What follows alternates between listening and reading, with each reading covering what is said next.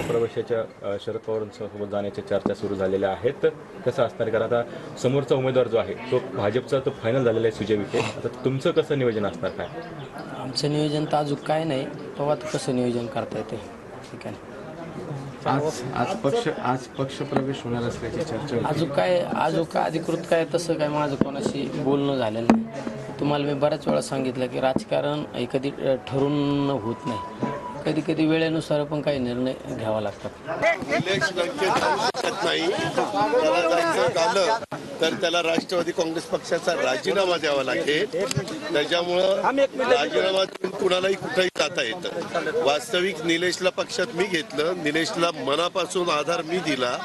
आताही निलेशला विकास कामाच्या करता प्रचंड मोठ्या प्रमाणावर मी मदत त्या ठिकाणी केलेली आहे.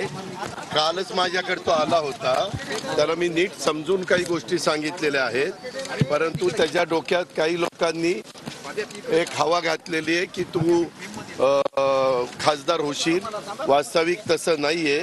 निलेश पारनेर पुरता एक वेळ तो पॉप्युलर म्हणून काम करू शकतो, पण बाकीच्या मतदारसंघामध्ये तो समजतो एवढं सोपं नाही. मी त्याला म्हणलं होतं की निलेश तू तशा पद्धतीनं वागू नको.